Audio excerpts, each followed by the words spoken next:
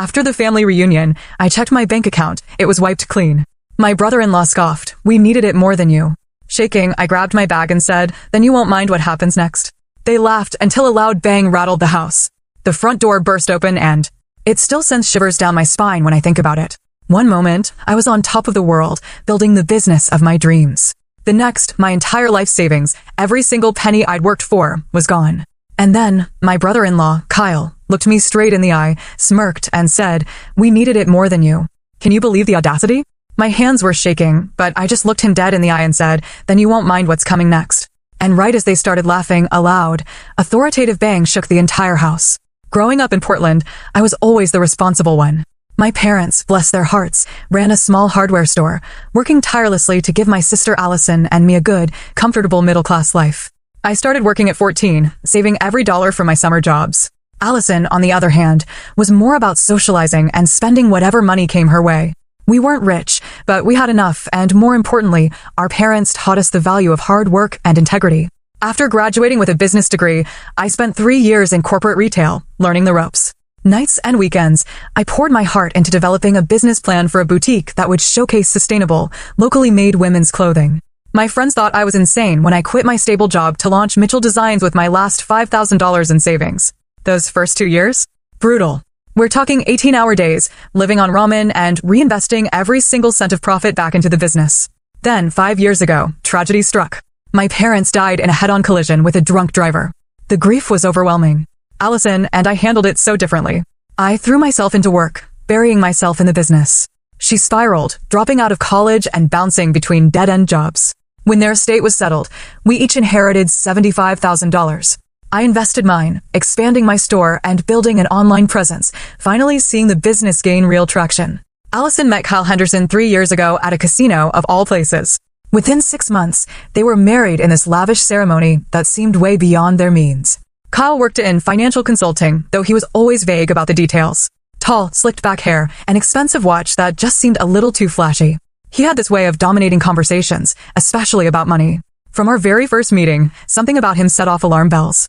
"Your sister's business is cute," he'd said at their wedding reception, swirling expensive scotch in his glass. "But real money is made in investments and assets, not selling clothes to hipsters." The comment stung, but I brushed it off for Allison's sake. I tried to build a relationship with Kyle, but over time, I noticed troubling patterns. When Kyle was around, Allison became quieter, constantly checking his reactions before speaking. The vibrant, opinionated sister I knew seemed to fade away. Our phone calls grew shorter, less frequent.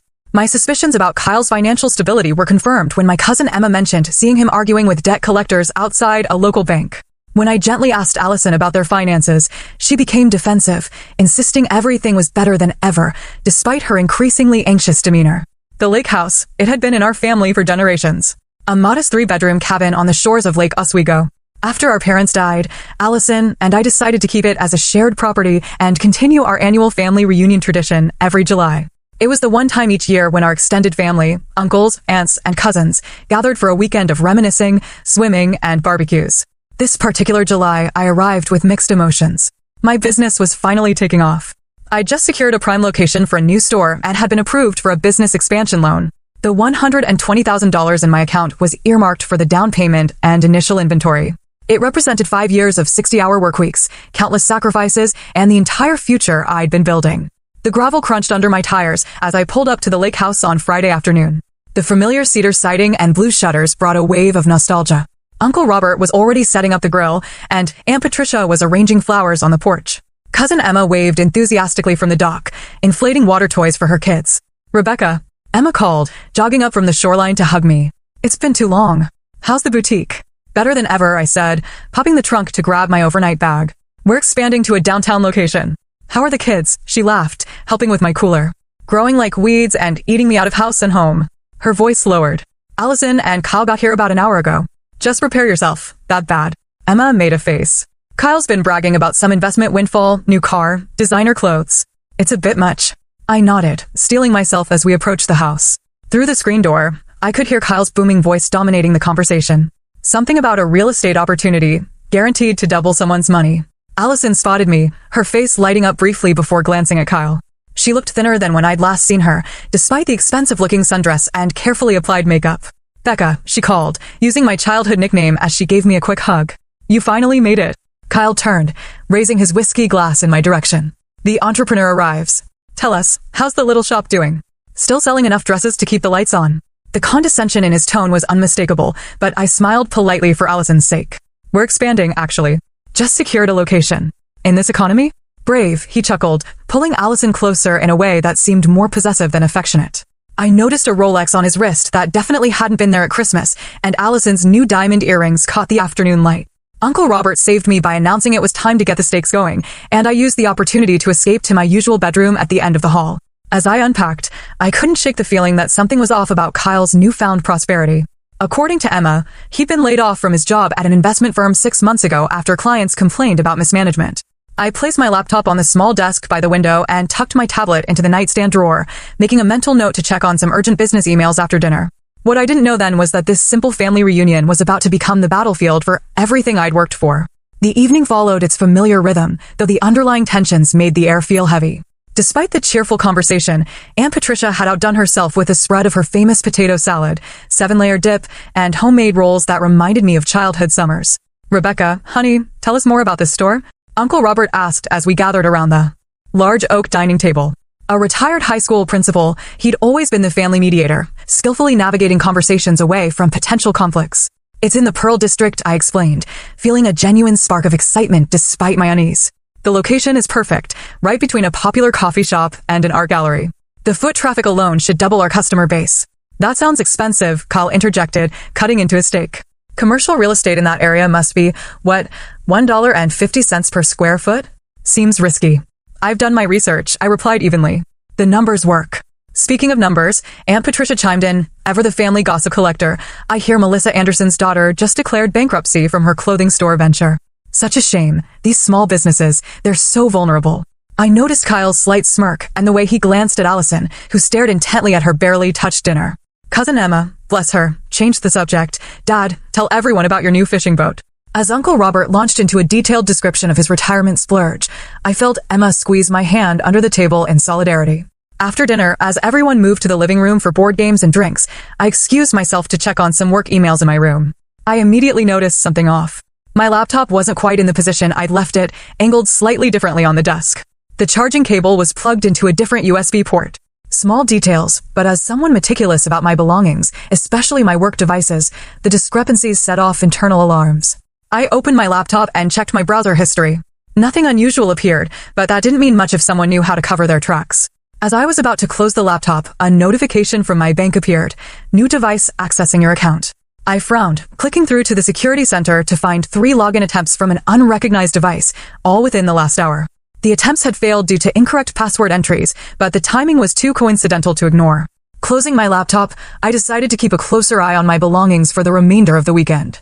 Perhaps I was being paranoid, but something didn't feel right. When I returned to the living room, Kyle was showing off his new watch, making a show of how the light caught the diamond bezel. Limited edition, he boasted to Uncle Robert. Only 500 made worldwide. Must have cost a pretty penny, Uncle Robert remarked, not sounding particularly impressed. You've got to spend money to make money, Kyle replied with a wink. I've got some investment opportunities that would make your retirement fund look like pocket change. Allison stood slightly behind him, her smile not quite reaching her eyes. When she saw me, something flickered across her face. Guilt? Worry? Before I could interpret it, Kyle pulled her into the conversation.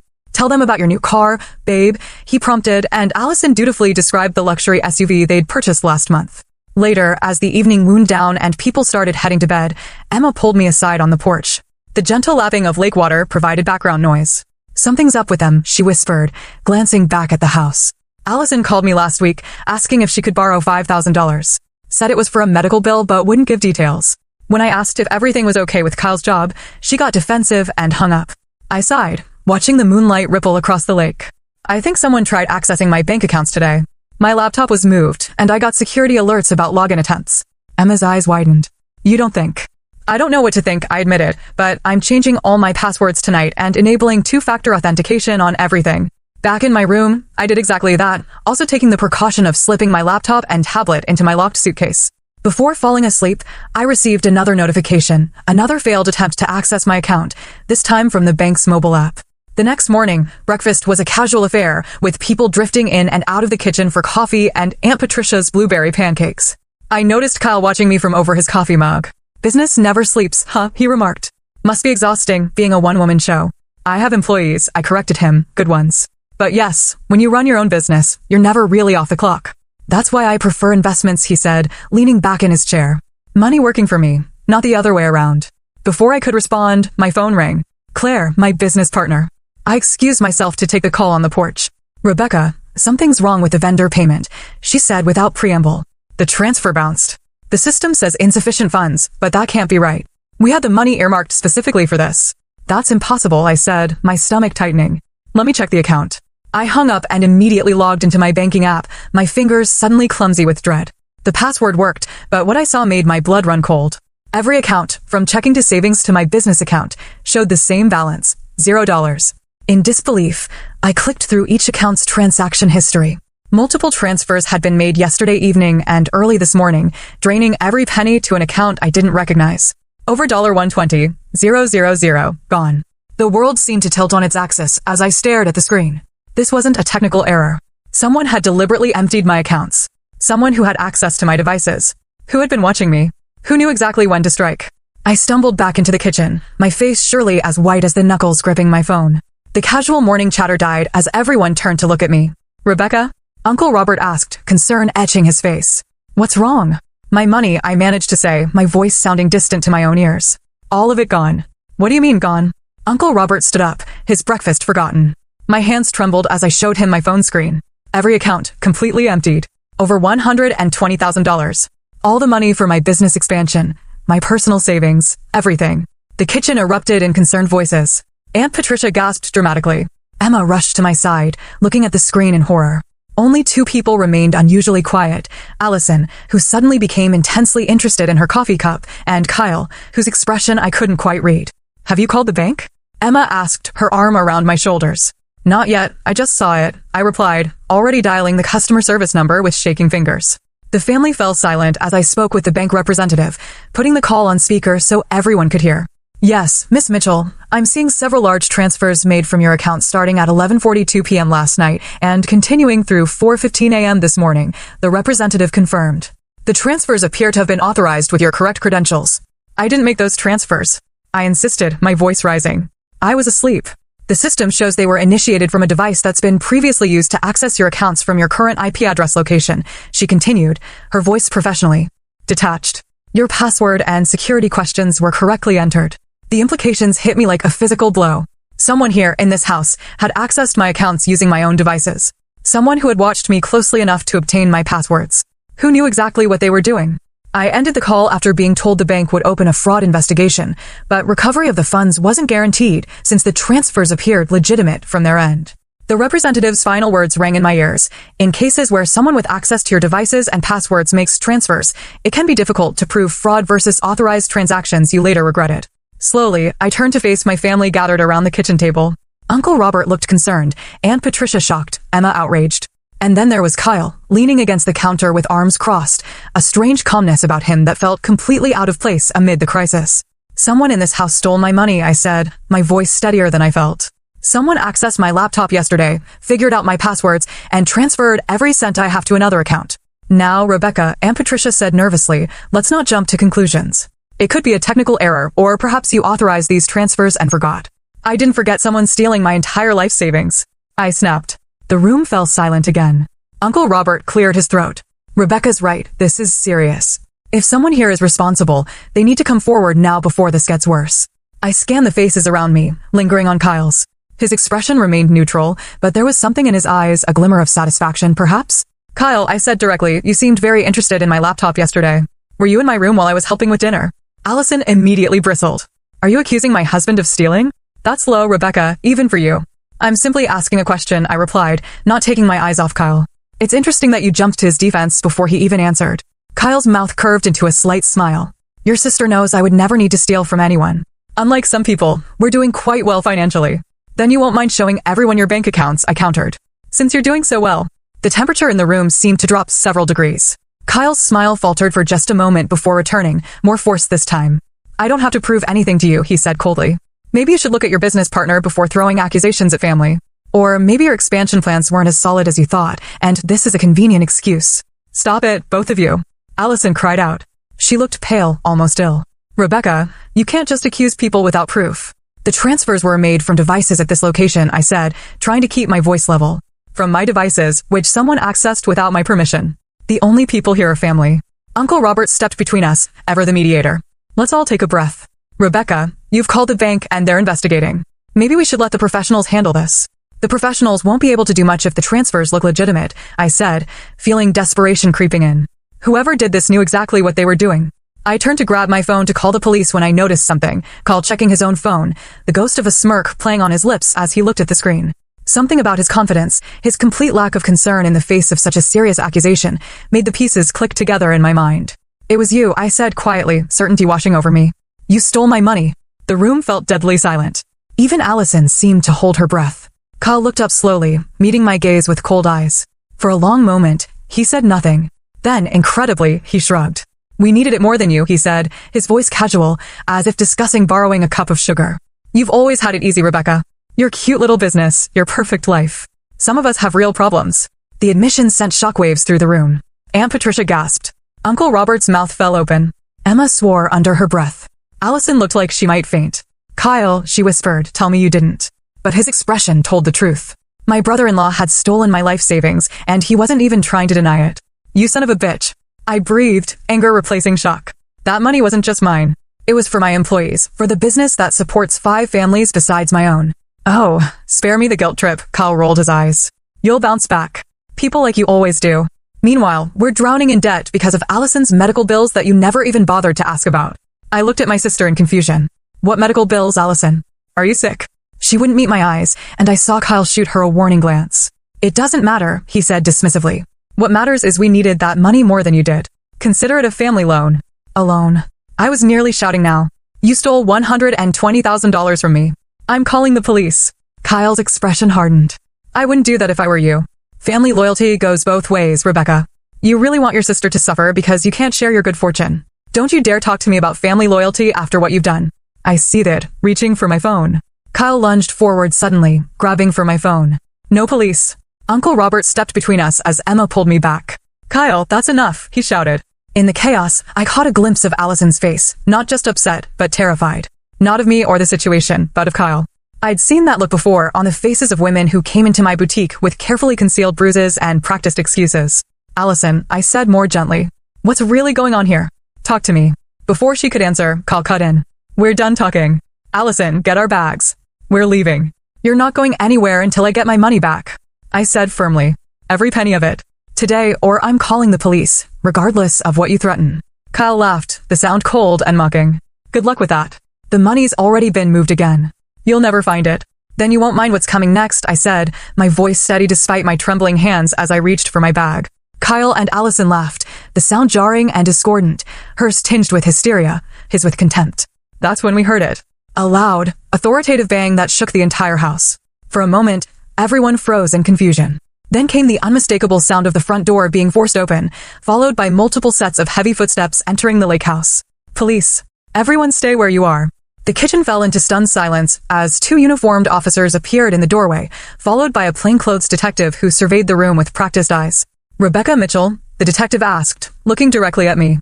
I nodded, still processing their sudden appearance. Yes, that's me. I'm Detective Harmon with Portland PD Financial Crimes Unit, she said, showing her badge. We received an automated alert about suspicious activity on your accounts and attempted identity theft in progress. Kyle's face drained of color so quickly I thought he might pass out. Allison gripped the edge of the table, her knuckles white. Officers, there's been a misunderstanding, Kyle started, his voice suddenly all charm and reasonability. This is a family matter we're in the process of resolving privately. Detective Harmon ignored him, focusing on me. Miss Mitchell, we need to speak with you privately about the activity on your accounts. We already have some information from your bank's fraud department. She has no proof of anything. Kyle interjected loudly. This is ridiculous. You can't just burst in here on a family weekend. Actually, we can. One of the uniformed officers responded coolly. We have probable cause, and Ms. Mitchell's bank has already provided preliminary evidence of fraud. I felt a surge of hope as I followed Detective Harmon to the living room, leaving the stunned family in the kitchen. Once alone, she explained that my bank's fraud detection system had flagged the unusual activity and automatically alerted authorities when the pattern matched known fraud schemes. We need your formal statement, she said, but we've already frozen the receiving accounts. With your cooperation, we have a good chance of recovering most of your funds. When we returned to the kitchen, the atmosphere had shifted dramatically. Kyle was pacing, his earlier smugness replaced by barely controlled panic. Allison sat hunched at the table, tears streaming down her face. "I'd like my money back," I said firmly to Kyle. "Every penny of it. Now." "It's not that simple," he muttered, running a hand through his hair. "The money's been moved, distributed. It's not all in one place anymore." "Then you'd better start explaining exactly where it is," Detective Harmon said, "because right now you're looking at felony charges for fraud, identity theft, and grand larceny." Kyle's composure cracked. "You don't understand. We had debts, gambling debts, to people you don't want to cross. They were threatening us." Allison let out a choked sob. "Kyle, stop lying. There are no loan sharks. Just tell the truth for once." The room fell silent again as all eyes turned to my sister. "Allison," I asked gently, "what's really going on?" She looked up, her face a mask of shame and fear. "There are no medical bills, Becca." "I'm so sorry. He's been gambling everything away. My inheritance, our savings, even taking out loans in my name, when he found out about your business expansion." "Shut up, Allison," Kyle shouted, taking a threatening step toward her.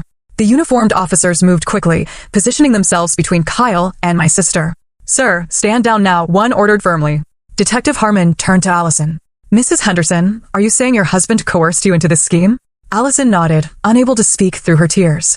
"She's lying," Kyle protested. "This was her idea too. Tell them, Allison. Tell them how you agreed we deserved that money more than your stuck-up sister." I felt physically ill watching my sister shrink under his accusations. How long had this been going on? How had I missed the signs? "Kyle Henderson, you're under arrest for fraud, identity theft, and grand larceny," Detective Harmon announced, nodding to the officers who moved to handcuff him. "This is ridiculous." Kyle struggled against the officers. "It's my word against hers. You have no proof I did anything." Actually, Uncle Robert spoke up unexpectedly. "Rebecca isn't the only person in this family you've stolen from." All eyes turned to my uncle, whose normally jovial face was set in grim lines. "Last Christmas, my retirement account was accessed and $10,000 disappeared," he continued. "I thought it was a banking error when the money reappeared 3 days later. Now I'm wondering if Kyle was testing the waters, seeing if he could get away with it." "Uncle Robert, why didn't you say anything?" I asked, shocked. "I didn't want to upset the family during the holidays," he admitted. "And when the money returned, I convinced myself it was just a glitch." "Anyone can make accusations," Kyle said desperately. "You have no proof." "That's where you're wrong," I said, reaching into my bag. "I do have proof." Kyle's expression faltered as I pulled out my phone and opened an app. After someone tried to hack my business accounts last year, I installed security software on all my devices. It takes snapshots every time someone enters incorrect passwords and tracks all access attempts. I handed my phone to Detective Harmon, who scrolled through the evidence. Clear images of Kyle using my laptop in my bedroom, timestamp data showing his failed and successful login attempts, even keylogger data capturing the account numbers he transferred my money to. "This is quite comprehensive," the detective remarked, impressed. Kyle's face contorted with rage. "You set me up. You knew all along, and you let me walk right into this." "No, Kyle," I said evenly. "You set yourself up. I just made sure you couldn't get away with it." As the officers began leading Kyle away, he turned to Allison with a look that sent chills down my spine. "This isn't over," he hissed. "Remember what I told you would happen if you ever crossed me?" Detective Harmon immediately took note of the threat. Add intimidation of a witness to the charges, she instructed the officers. Allison collapsed into sobs as Kyle was led out of the house, the screen door slamming behind them. I rushed to my sister's side, wrapping my arms around her trembling shoulders. "I'm so sorry, Becca," she cried. "I knew what he was doing was wrong, but I was so scared. He said if I ever told anyone he'd—" She couldn't finish the sentence, but the implication was clear. The bruises I'd glimpsed earlier suddenly made terrible sense.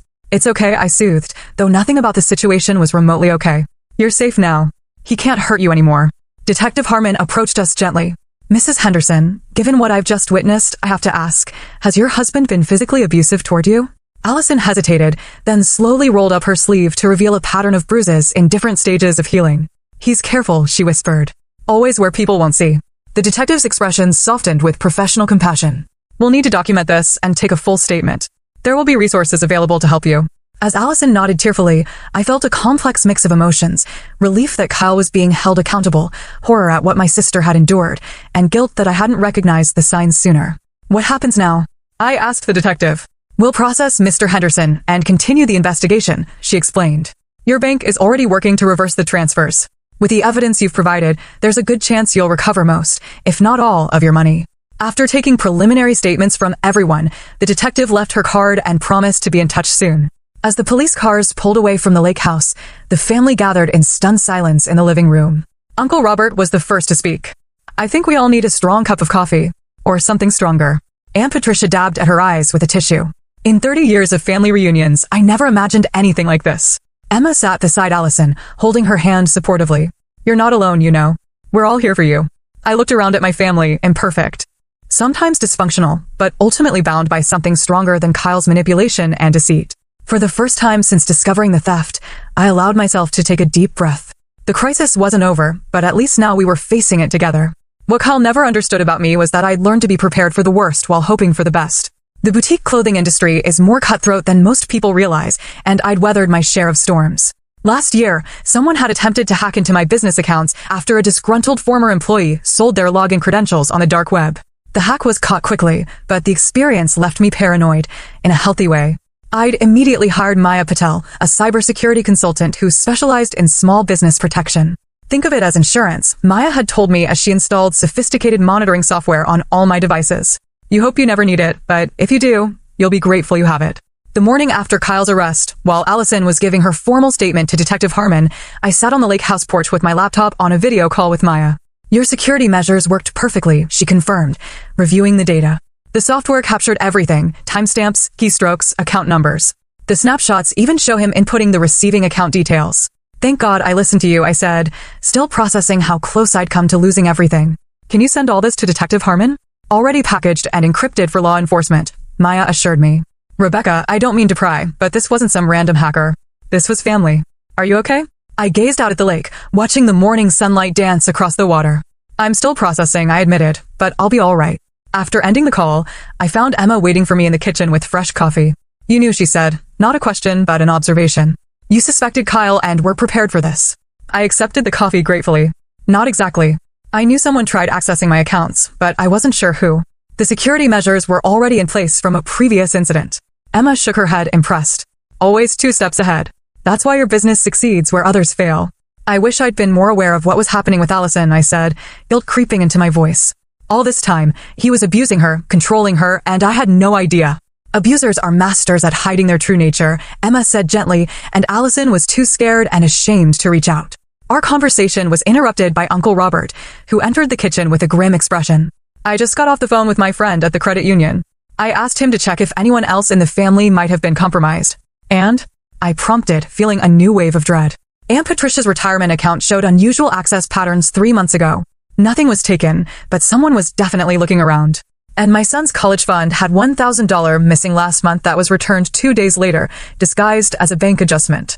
He was testing the waters, Emma realized, seeing what he could get away with before going for the big score, Rebecca's accounts. Uncle Robert nodded. I've asked everyone to check their accounts and credit reports. Who knows how many of us he's targeted?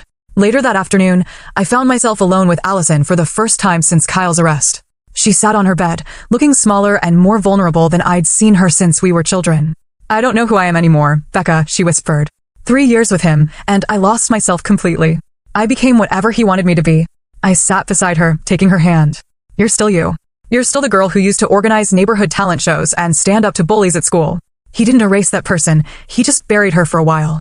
Tears slipped down her cheeks. I should have told you what was happening. When he started talking about taking your money, I should have warned you. Why didn't you? I asked gently. He had evidence, things he threatened to use against me if I ever betrayed him, she shuddered. And he said no one would believe me anyway, that they'd all think I was just jealous of your success. What kind of evidence? I asked, suddenly alert. He made me do things. Take things from stores. He filmed it, she could barely get the words out. Said he'd send it to everyone we know, to the police. Said I'd go to jail. My blood boiled at the calculated cruelty. Allison, that's blackmail and coercion. Detective Harmon needs to know about this. I told her this morning, she admitted. They're adding more charges, and they found other victims. Other women before me. The revelation didn't surprise me as much as it should have. Someone capable of Kyle's level of manipulation and abuse rarely stopped at one victim.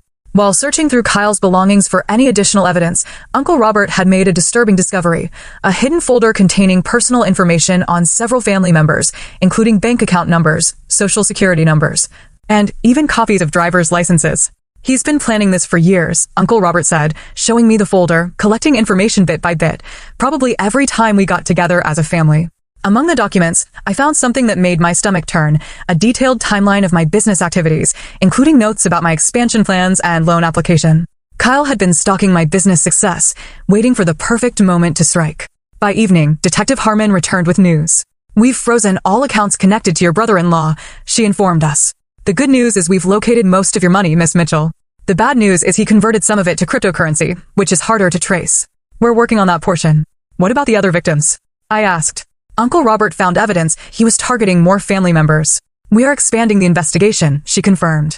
Mr. Henderson appears to have been running a rather sophisticated identity theft operation, not just within your family, but potentially targeting others as well.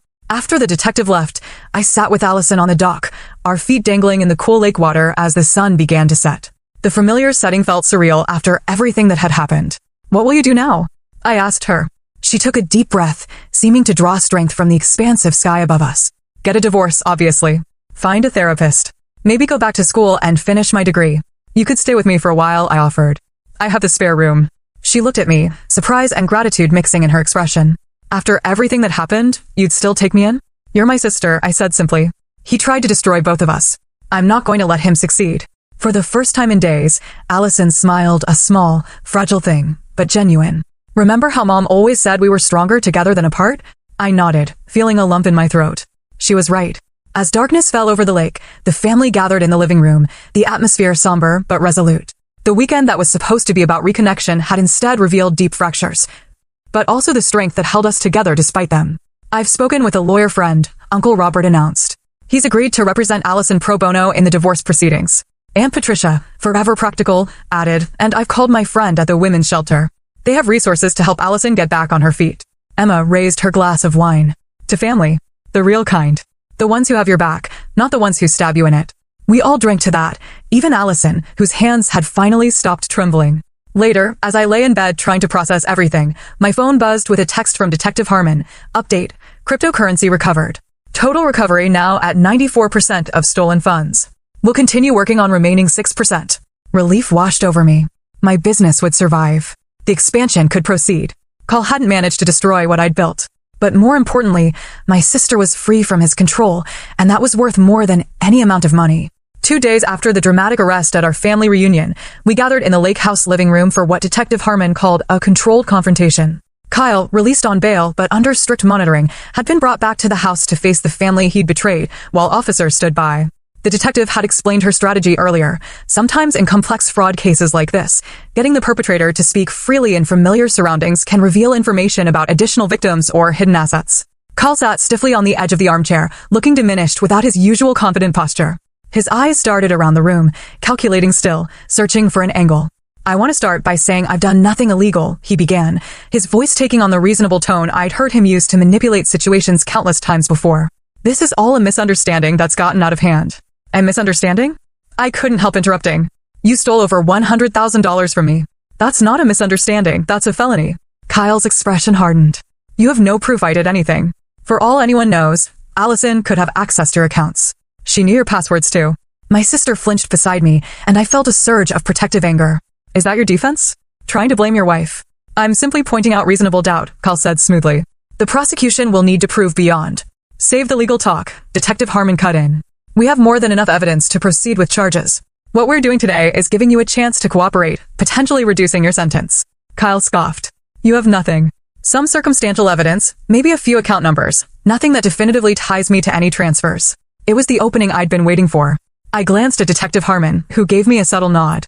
Actually, I said, reaching for my tote bag, we have much more than that. Kyle's eyes followed my movements as I pulled out my tablet. What is that supposed to be? Remember last Christmas when you asked about my business security after that hacking attempt? I asked conversationally. How interested you were in what measures I'd taken. A flicker of unease crossed his face. Vaguely. What I didn't mention, I continued, was that after that incident, I installed security cameras in my bedroom at the lake house.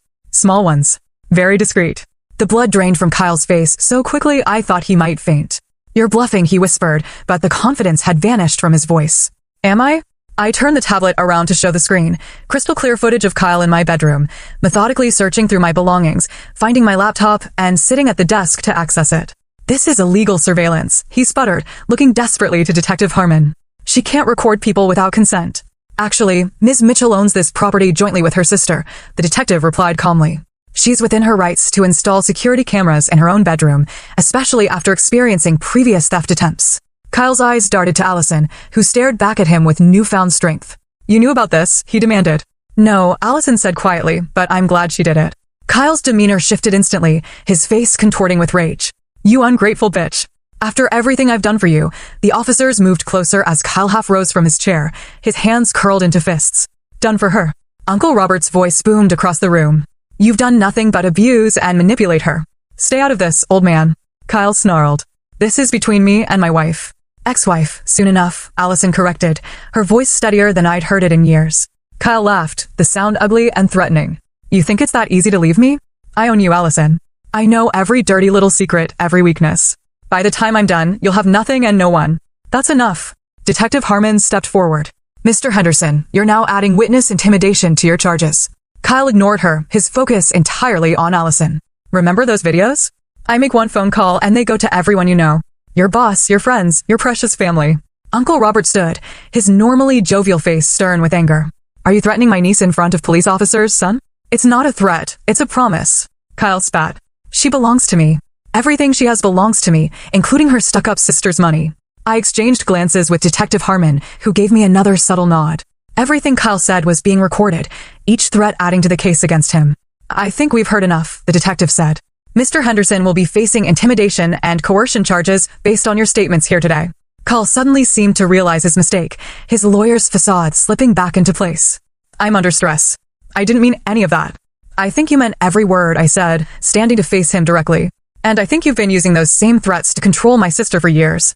But here's what you never understood about our family, Kyle. We protect our own. Against who? He sneered. You couldn't even protect your precious business accounts from me. Couldn't I? I raised an eyebrow. Those cameras weren't the only security measure I had in place. The cybersecurity consultant I hired installed tracking software that recorded everything you did on my devices. Every keystroke, every password attempt, every account number you entered. We have it all, Kyle. Every move you made is documented. The realization that he'd been outplayed all along hit him visibly. His shoulders sagged, and for the first time, I glimpsed the coward beneath the confident exterior. You set me up, he whispered. No, I corrected him. I protected myself. There's a difference. Before Kyle could respond, a commotion at the front door drew everyone's attention. Two men in suits entered, flanked by uniformed officers. Kyle Henderson, one of the suits announced, holding up a badge. FBI. We have some questions about your involvement in an identity theft ring operating across state lines. Kyle's face went from pale to ashen. I don't know what you're talking about. The FBI agent's expression remained impassive. We've been investigating a sophisticated fraud operation for months. Your name came up repeatedly in our investigation. When the local police reported your arrest, it connected several dots for us. This is ridiculous. Kyle protested weakly. I'm a financial consultant, not some criminal. Is that why we found evidence of at least 12 stolen identities on your cloud storage? The agent asked. Or why your name appears on lease documents for properties where stolen credit cards were being manufactured? As the implication sank in, I realized Kyle's theft from my accounts wasn't an isolated incident or a crime of opportunity. It was part of a much larger operation. The family reunion had simply provided convenient access to my devices. The FBI agents continued questioning Kyle, who grew increasingly agitated. When they mentioned a co-conspirator named Marcus, who had already agreed to testify, Kyle lost what remained of his composure. Marcus is lying, he shouted, jumping to his feet. I never touched those credit card numbers. That was all him and Vaughn. The agents exchanged satisfied glances. Kyle had just implicated himself and provided another name. As the situation spiraled beyond his control, Kyle made one desperate move. He lunged toward the door, shoving past an officer in a frantic escape attempt. The commotion that followed was brief, but chaotic, officers wrestling Kyle to the ground as he fought and shouted threats. This isn't over, he yelled as they handcuffed him. Allison, tell them I didn't do anything. Tell them. My sister stood perfectly still, watching her husband's breakdown with a strange detachment. I'm done lying for you, Kyle, she said quietly. I'm done being afraid. Something in Kyle seemed to snap at her words. As the officers pulled him to his feet, he fixed her with a look of pure hatred. You're nothing without me. Nothing. You'll come crawling back when you realize you can't make it on your own. Allison walked slowly toward him, stopping just out of reach. For a moment, the room held its breath. I was nothing with you, she said, her voice clear and steady. Without you, I can finally be myself again.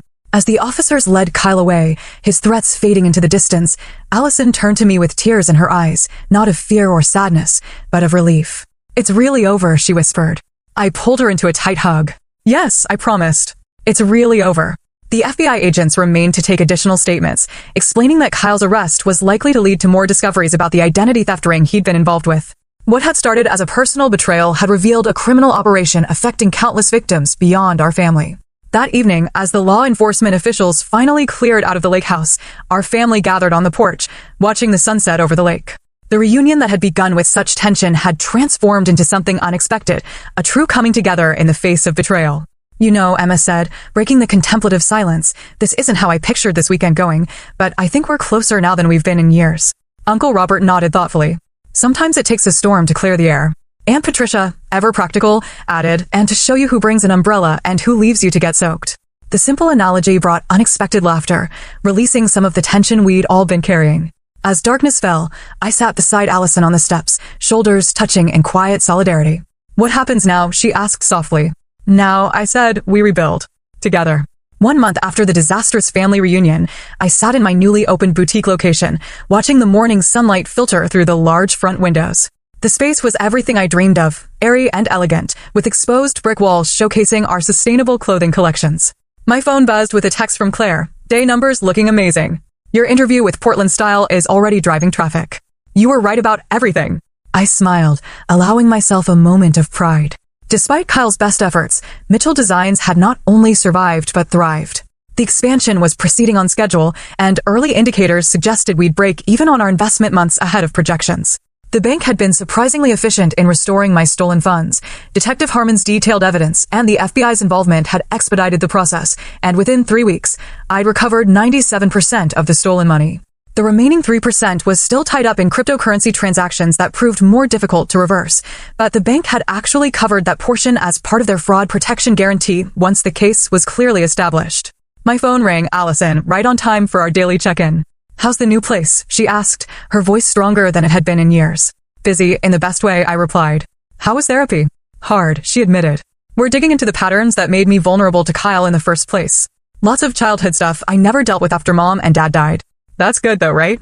To finally address it. It is, she agreed. Painful, but necessary. Like lancing an infection. After the reunion, Allison had moved into my spare bedroom temporarily while she sorted out her next steps. The arrangement had its awkward moments. We were both adults, used to our independence, but it had also given us a chance to rebuild the closeness we'd lost when Kyle entered the picture. Allison had filed for divorce immediately, with Uncle Robert's lawyer friend guiding her through the process. The evidence of Kyle's crimes made it relatively straightforward from a legal perspective, though emotionally it remained challenging. Did you hear about Kyle's new charges? She asked. No, what happened? The FBI found connections to identity theft operations in 3 states, she explained. They're saying he could face up to 15 years now, especially with the evidence from his cloud storage. The news brought complicated feelings. While I was glad Kyle would face consequences for his actions, the scale of his crimes was still shocking to process. How had none of us recognized the monster hiding behind his confident smile? How do you feel about that? I asked carefully. Allison was quiet for a moment. Relieved, she finally said. And sad for the person I thought I married, who never actually existed. After we hung up, I walked through my new store, straightening displays and greeting early customers. Around noon, Emma arrived with lunch and coffee. This place is gorgeous, she exclaimed, taking in the boutique as we settled at the small table in the back office. You've created something really special here, Rebecca. Thanks to the Family Crisis Fund, I joked, referring to the informal collection our relatives had taken up to help cover expenses while my accounts were frozen. The gesture had touched me deeply, especially coming from family members who weren't particularly wealthy themselves. Speaking of family, Emma said, Aunt Patricia wants to know if you and Allison are still coming to her birthday dinner next week? Wouldn't miss it, I assured her. Allison's actually making that lemon cake Aunt Patricia loves. That's a good sign, Emma observed. Allison baking again. It was indeed. In the weeks following Kyle's arrest, Allison had slowly reclaimed pieces of herself that had disappeared during her marriage, her love of baking, her dry sense of humor, her interest in environmental causes. There were also moments of genuine laughter, of connection, of the sister I remembered beginning to reemerge. That evening, I closed the shop and drove home to find Allison in the kitchen, surrounded by ingredients for dinner.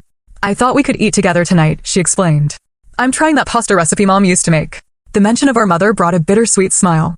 She'd be proud of you, I said, washing my hands to help with preparation. For getting out. For starting over. She'd be proud of both of us, Allison replied. You for building your business, me for rebuilding my life. Different kinds of bravery. As we chopped vegetables side by side, I reflected on how much had changed in just 1 month. The crisis that could have destroyed my business and permanently fractured our family had instead created space for honesty and healing. The next day, I met with Maya, my cybersecurity consultant, to review the enhanced security measures for both my business and personal accounts. You're officially my most security-conscious client. She laughed as she showed me the new systems. Most people don't get this serious until after they've been hacked multiple times. Once was more than enough, I assured her. I've learned my lesson about being prepared. That reminds me, Maya said. I've been meaning to ask, how did you know to install those cameras in your bedroom at the lake house? That wasn't part of our security plan. I smiled, remembering the decision that had ultimately saved my business. Last Christmas, I noticed some of my things had been moved in that room. Nothing missing, just not quite where I'd left them. I thought I was being paranoid, but I installed the cameras anyway, just in case. Always trust your instincts, Maya nodded approvingly.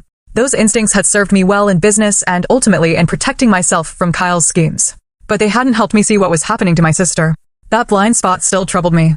That weekend, our family gathered at the lake house again, not for a formal reunion, but for a workday to refresh the property that held so many memories. Uncle Robert directed painting crews, Aunt Patricia supervised a deep cleaning of the kitchen, and cousins and their children helped with yard work. Allison and I tackled the bedrooms, packing away old items and discussing what to keep and what to donate. I've been thinking, she said as we sorted through a box of childhood mementos, about selling my half of the lake house to you. I looked up in surprise. You don't want it anymore? She gazed out the window at the sparkling lake. It's not that. I just need a fresh start, financially and emotionally. The money would help me go back to school, finish my environmental science degree. Are you sure? I asked. This place has been in our family for generations. And it will still be in the family with you, she pointed out. Besides, you'll let me visit, right? Of course, I promised. Anytime. Later, as everyone gathered on the dock for a picnic lunch, I watched my family with new appreciation. Uncle Robert telling his terrible jokes, Aunt Patricia fussing over everyone having enough to eat, Emma's kids splashing in the shallows. The ordinary moments that formed the foundation of our shared history. Allison sat beside me, her face tilted toward the sun, looking more peaceful than I'd seen her in years. You know what I've learned from all this, she said quietly. What's that? That family isn't just about blood. It's about boundaries. About protecting each other without enabling harmful behavior. That's profound, I acknowledged. And true. Mom used to say something similar, Allison recalled. Love without limits isn't love, it's negligence. I didn't understand what she meant until now. As the afternoon wore on, I found myself sitting with Uncle Robert on the porch, watching the family activity by the lake. I've been meaning to thank you, I told him, for speaking up about Kyle accessing your accounts. That couldn't have been easy to admit. He sighed, his weathered face solemn. I should have said something sooner. Maybe if I had, he wouldn't have been able to target you or hurt Allison.